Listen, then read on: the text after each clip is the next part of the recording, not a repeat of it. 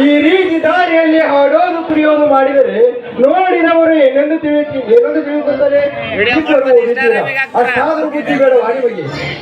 ಶಿವು, ಈಗ ನೀವು ಎಲ್ಲಿಗೆ ಹೊರಟಿದ್ದೆ?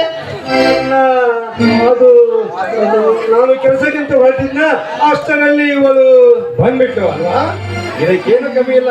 ಅಲ್ಲ, ಹೀಗೆ ದಾರಿಯಲ್ಲಿ ಹರಟೆ ಹೊಡಿತೆ ಅಂದ್ರೆ ಹೇಗೆ? ಹೋಗು, ಮೊದಲು ಆಗುವ ಕೆಲಸ ನೋಡು. ಆಯ್ತಣ್ಣ. ನಿಲ್ಲು.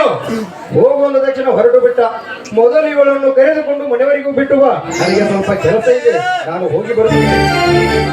ಮೊದಲು ನೀವಿಬ್ಬರು ಮನೆಗೆ ಹೋಗಿರಿ, ತಿಳಿದಾ? ನಿನಗೆ ಹೇಳೋದು ತಿಳಿತೇನೆ. ಬಾರೋ ತಿಳಿತು ಹೋಗೋಣ. ತಿಳಿದ ಮತ್ತೆ ನಿಂತಿದೀಯಾ? ನಡೆ ಹೋಗೋಣ.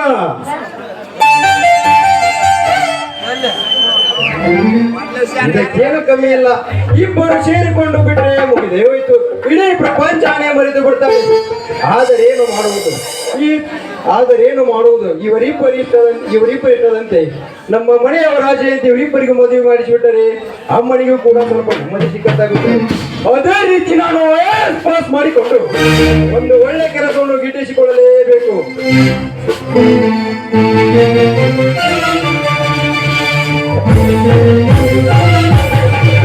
ಮರತ